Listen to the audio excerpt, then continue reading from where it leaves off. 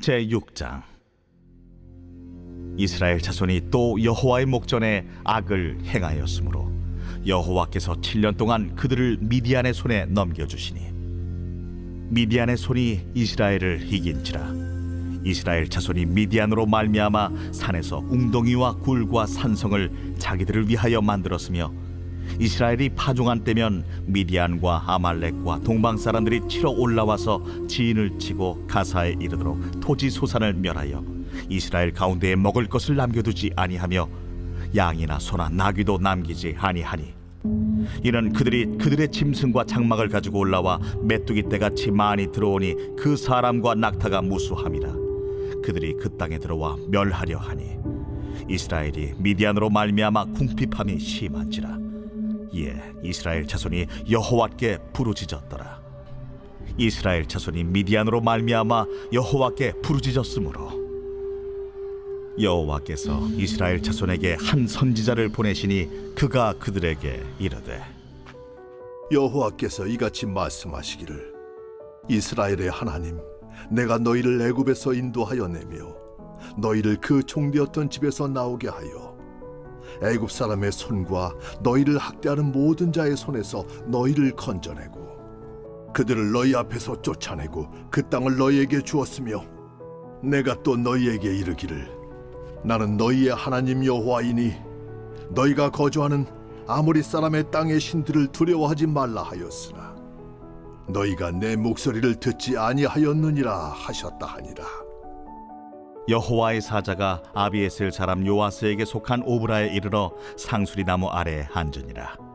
마침 요아스의 아들 기드온이 미디안 사람에게 알리지 아니하려 하여 밀을 포도주 틀에서 타작하더니 여호와의 사자가 기드온에게 나타나 이르되, 큰 용사여, 여호와께서 너와 함께 계시도다. 오 나의 주여, 여호와께서 우리와 함께 계시면 어찌하여 이 모든 일이 우리에게 일어났나이까?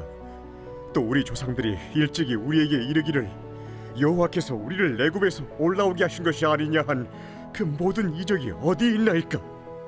이제 여호와께서 우리를 버리사 미디안의 손에 우리를 넘겨주셨나이다. 너는 가서 이 너의 힘으로 이스라엘을 미디안의 손에서 구원하라. 내가 너를 보낸 것이 아니냐. 오 주여, 내가 무엇으로 이스라엘을 구원하리이까?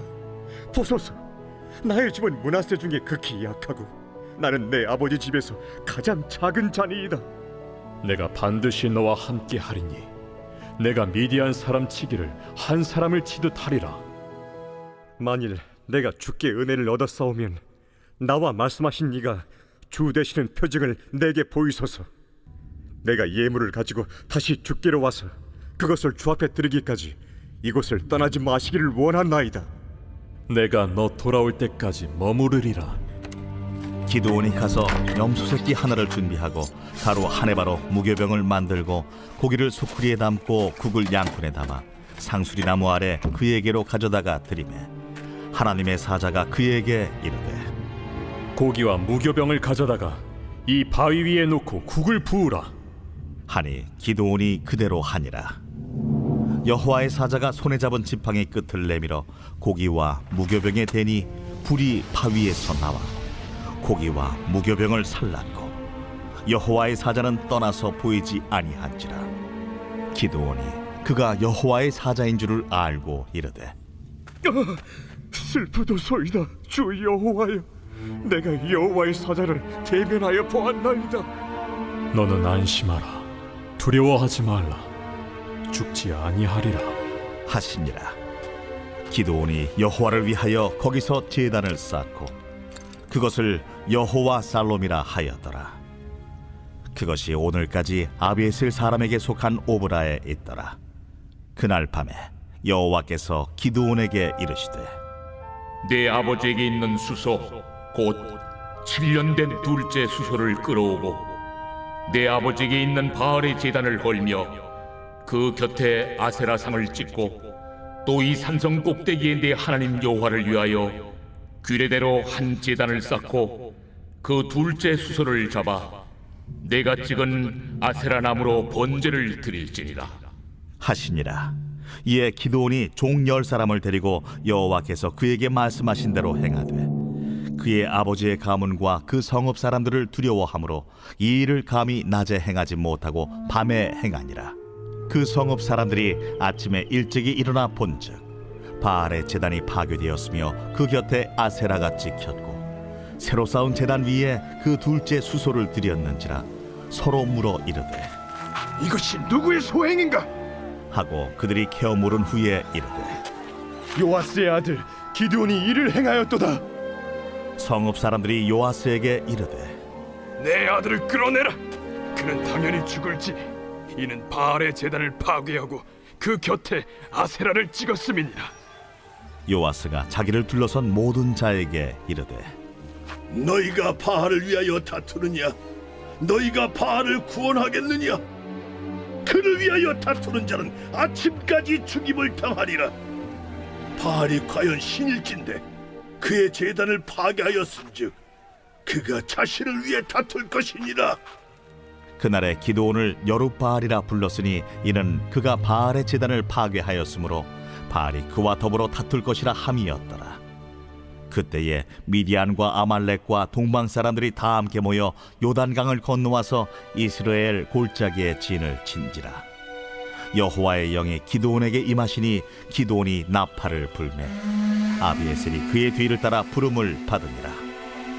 기드온이 또 사자들을 온 므낫세에 두루 보내매 그들도 모여서 그를 따르고 또 사자들을 아셀과 스불론과 납달리에 보내매 그 무리도 올라와 그를 영접하더라.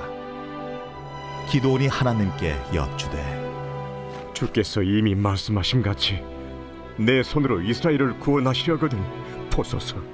내가 양털 한 뭉치를 타작마당에 두리니 만일 이슬이 양털에만 있고 주변 땅은 마르면 주께서 이미 말씀하심같이 내 손으로 이스라엘을 구원하실 줄을 내가 알겠나이다 하였더니 그대로 된지라.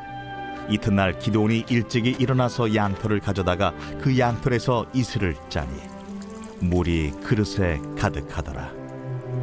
기드온이 또 하나님께 여쭈되 주여 내게 노하지 마옵소서. 내가 이번만 말하리이다. 구하옵나니 내게 이번만 양털로 시험하게 하소서.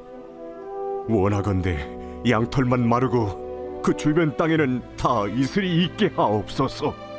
하였더니 그 밤에 하나님이 그대로 행하시니 곧 양털만 마르고 그 주변 땅에는 다 이슬이 있었더라.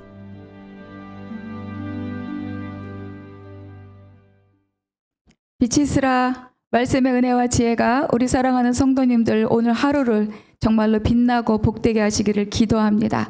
자, 오늘 우리가 함께 나눌 말씀은 사사기 6장입니다. 처음에 온니엘, 그리고 또 에훗, 그리고 삼갈, 드보라, 그리고 이제 기드온이 등장합니다. 그러니까 기드온은 이 사사기 안에 있는 사사들의 기록 중에 가장 많고 가장 긴 분량을 차지하고 있는 사람이 바로 이 사사 기드온입니다. 6장부터 8장까지가 다 기드온에 대한 기록이고 또 기드온의 아들에 대한 것까지 포함하면 6장부터 9장까지가 다 이 기드온에 대한 기록이다. 이렇게 보아도 무방합니다. 근데 우리는 이제 기드온 하면 떠오르는 게 있죠. 뭐죠? 기드온과 300용사. 마치 그 연관 검색어처럼 기드온 그러면 300용사 이렇게 당연하게 정말로 함께 우리가 기억하고 있는데, 그래서 이 기드온 그리고 300용사 이것 때문에 우리는 기드온에 대한 굉장히 호의적이고 그리고 또 긍정적인 그런 이미지들을 많이 가지고 있습니다. 그런데 이제 내용을 보시면 아시겠지만 이 기드온은 사실 굉장히 문제적 남자입니다. 혼란스럽고 뭔가 애매하고 그리고 또 심각한 약점들을 갖고 있는 것이 바로 이 기드온이죠. 그런데 이제 사사들 중에서는 제가 며칠 전에도 잠깐 언급했지만 이제 뒤로 갈수록 이 사사들이 많이 약화되고 그들의 약점이 많이 노출되고 그렇고 또 그들의 영향력도 많이 약화된다. 그런 말씀을 잠깐 드렸는데 그게 이제 이 기드온부터 시작을 하는 거예요. 그리고 이제 이 사사기에 있는 이런 어떤 사사들 중에 굉장히 약점을 많이 갖고 있고 또 부정적인 또 심각한 문제를 갖고 있는 사사들, 대표적인 사사들이 누구냐면 바로 이 기드온, 그리고 또 입다, 그리고 삼손, 이렇습니다. 사람이기 때문에 누구나 다 약점은 있죠. 근데 그것이 공동체 안에도 영향력을 끼칠 만큼 심각한 문제를 갖고 있는 사람들의 아주 대표적인 이 사사들인 거죠.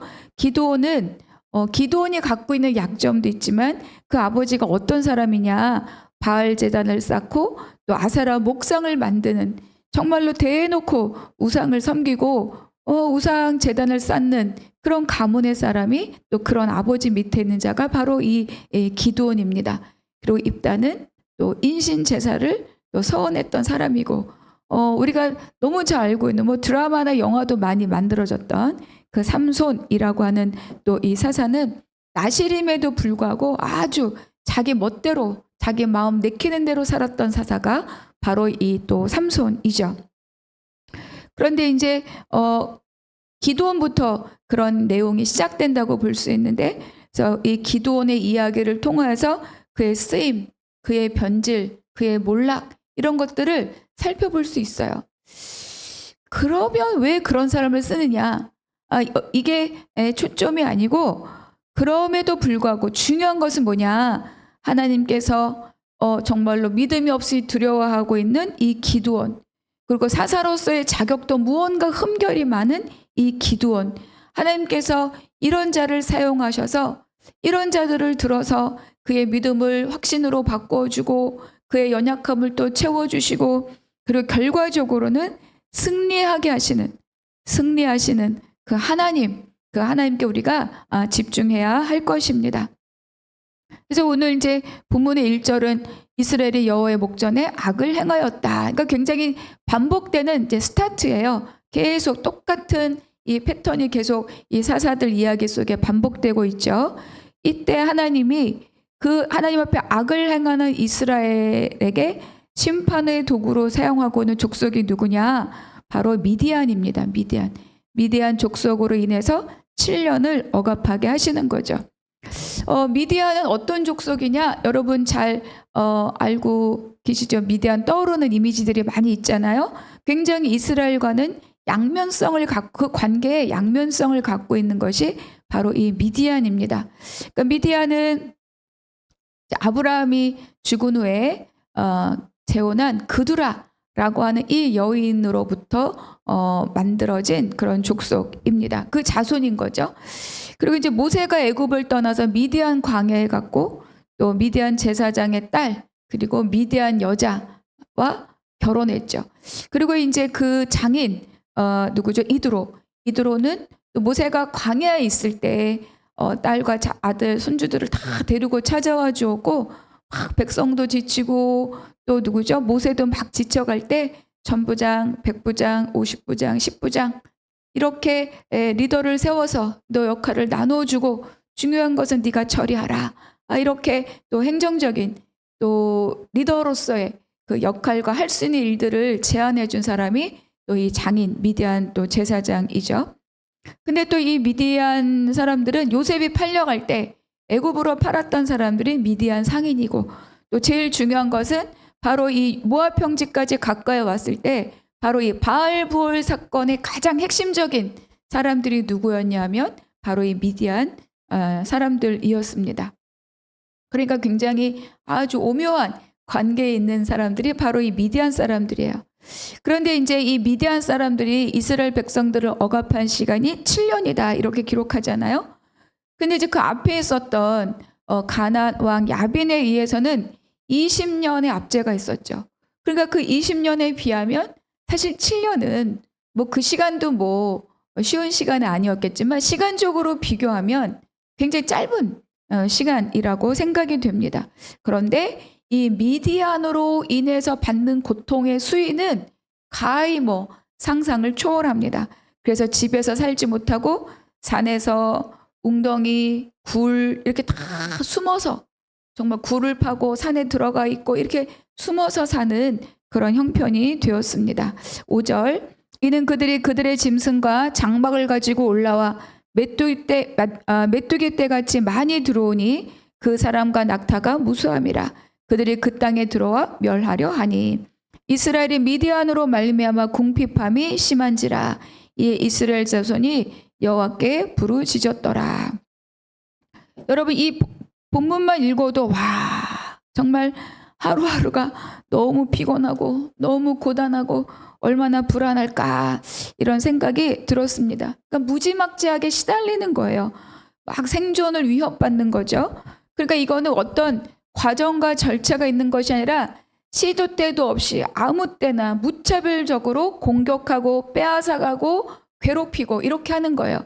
그러니까 이제 이 미디안의 압제의 억압의 특징은 뭐냐면 어떤 제도, 통제권을 가지고 조공을 바쳐라 이게 아니라 도적 때처럼 강도 때처럼 그냥 아무 때나 막 수시로 들어닥쳐서 마을을 막 쑥대밭을 만드는 거죠.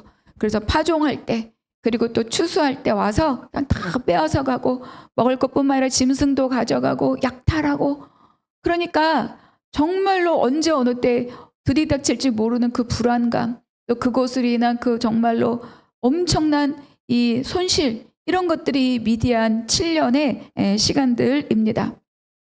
그래서 이 이스라엘 백성은 또 여호와께 부르짖었더라. 근데 이제 이 사건에서 조금 특이한 것은 바로 사사가 세워지지 않아요.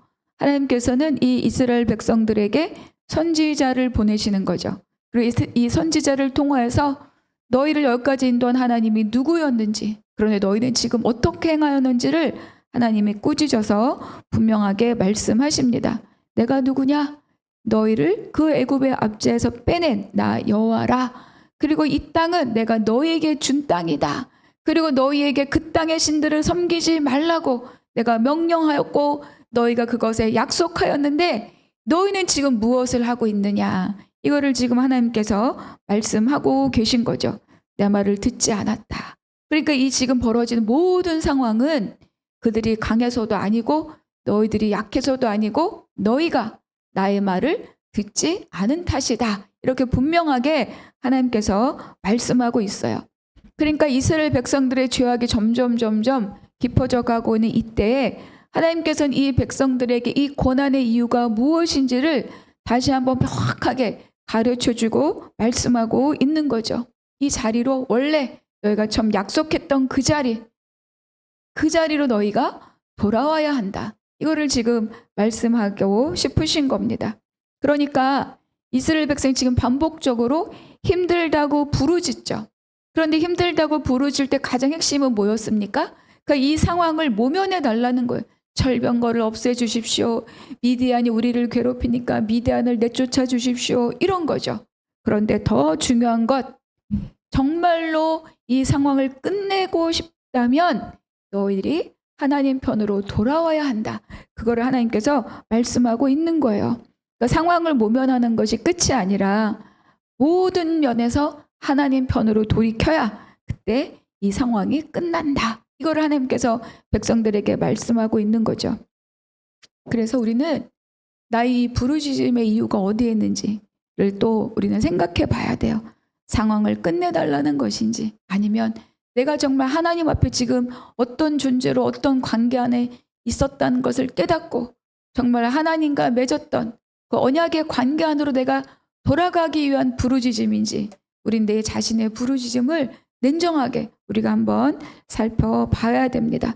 그래서 나의 잘못을 발견하고 통회하는 그런 심령의 깊은 부르짖음인가? 이거 너무 힘드니까 저 사람 나가게 해주세요. 저 사람 떠나게 해주세요. 이 상황 끝내주세요. 이런 상황에 대한 부르짖음인가? 우리 냉정하게 한번 살펴봅시다. 12절 여호와의 사자가 기드온에게 나타나 이르되 큰 용사여 여호와께서 너와 함께 계시도다 하매. 이제 하나님께서 여호와 사자를 기드온에게 보내십니다. 근데 다짜고짜 큰 용사여 이렇게 부르시는 거죠. 그런데 이제 앞에 우리가 읽어서 알지만 기드온은 이런 호칭에 어울리는 사람이 아니잖아요. 그렇죠? 그래서 미디안에게 빼앗길까 봐 또 미디안이 언제 공격해 올지 모르니까 그 미디안을 두려워하여서 포도주 틀에서 밀타작을 하고 있는 거죠. 그 밀타작은 막 도리깨로 이렇게 쳐서 막 이 쭉정이들 날려보내야 되는 넓은 공간이 필요한 작업인데 포도주는 밟아서 즙을 내는 거잖아요. 이 좁디 좁은 공간에 숨어서 이 일을 지금 하고 있는 거예요. 그래서 큰 용사여 이렇게 하나님이 부르지만 그는 스스로 하찮은 존재라고 여기고 가장 작은 가문의 가장 작은 자다 이렇게 스스로 이야기합니다. 그런데 이제 우리가 여기서 생각해 볼 게 있어요. 이 누구죠? 이 기드온이 그리고 막 하나님께 천사가 이렇게 이야기할 때 아니 그렇게 출애굽할 때 그 큰 이적을 일으키신 하나님이 정말로 지금도 여전히 살아계시다면 어떻게 우리한테 이런 일이 생길 수 있습니까? 이러면서 막 그 항변을 막 하고 있죠. 막 불신의 언어를 막 하고 있습니다. 저도 예전에 그랬어요. 하나님이 정말 사람을 사랑하신다면, 그리고 정말 하나님이 살아계시다면 어떻게 저한테 이런 일이, 이런 사건이, 이런 상황이 벌어질 수 있습니까? 그리고 이런 일들 어떻게 한 번도 아니고 지속적으로 끊임없이 이렇게 내 인생을 괴롭힐 수 있습니까? 하나님이 살아계시다면 어떻게 이런 일이 있을 수 있습니까? 제가 막 이렇게 하나님께 그랬어요. 기도원의 한 절을 읽는데 옛날에 저의 모습이 많이 떠올랐습니다. 근데 여러분, 그것을 깨달아 아는 것이 성숙입니다. 아, 그렇구나. 이 뜻이었구나. 이거였구나. 그래서 정말 이해할 수 없었고 알 수 없었던 그 일이 아, 그렇구나. 이렇게 내 안으로 쑥 들어오는 것이 우리의 믿음의 성장입니다. 그러니까 우리가 이제 여기서 기드온은 스스로 자기에 대해서도 말했고 또 우리가 본문 속에서 기드온을 보아도 그렇게 뭐 대단하게 큰 일을 맡길 만한 그런 든든한 존재가 아닙니다. 그런데 여러분 이 장면을 이렇게 읽으면서 무언가 떠오르지 않습니까? 떠올라야 됩니다. 뭐냐? 우리가 이제 이스라엘 백성이잖아요. 이들이 출애굽할 때 어땠는가? 10번째 장자 재앙이 지나가고 그리고 막 보따리를 들고 물밀듯이 애굽을 탈출해 나오는 그 이스라엘 백성들을 향하여서 사실은 뭐 400년 노예살이 했으니 그들이 뭐가 변변했겠습니까? 그러나 하나님께서 그 이스라엘 백성들을 향하여서 여호와의 군대다 이렇게 말씀하시는 거죠. 그리고 또 모세가 애굽으로 가라는 하나님의 말씀을 듣지 않아요. 그리고 이렇게 이야기합니다. 출애굽기 3장에서 내가 누구간데 도대체 내가 누구이기에 바로에게 가며 도대체 내가 누구이기에 이스라엘 백성을 애굽에서 인도하여 내게 내라는 말씀입니까? 나는 못합니다. 나는 그럴 자격이 없고 난 그럴 마음도 없고 이렇게 이야기합니다. 그런데 그때 하나님은 되게 3가지 표적을 주시죠. 그리고 확신을 주시고 내가 너와 함께 했다고 말씀하시고 내 형 아론이 있지 않냐 말씀하시고 결국은 그 길을 가게 하셨죠. 그래서 우리가 보는 상황, 우리가 보는 우리가 보는 형편과 하나님이 보시는 관점과 상황은 다르다는 것을 여기에서 다시 한번 말씀해 주고 있습니다. 그러니까 세상의 관점으로 보고 세상 스펙으로 보면 뭐 이 기드온은 또 이스라엘 백성들은 또 미디안 광야 40년 동안 그야말로 무명으로 살았던 모세는 사실 아무것도 아니에요. 잊혀진 존재처럼. 그런데 하나님은 그들을 군대다, 용사다, 하나님의 대행자다 이렇게 말씀하시는 거죠. 그러니까 제가 아까 앞서서 기드온의 많은 약점 그리고 또 문제점 그렇게 말씀드렸는데 그럼에도 불구하고 하나님께서 그냥 이 사람을 부르시는 거예요. 그리고 바뀌시는 거죠.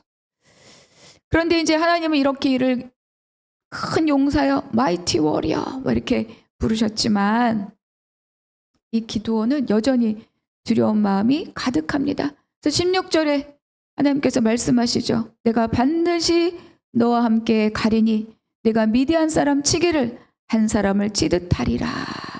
그래도 이 누구죠? 기드온은 이 두려움이 너무 크고 또 무서웠기 때문에 이 말을 선뜻 받아들이지 못하고 나서지 못해요. 그래서 18절 같이 읽겠습니다.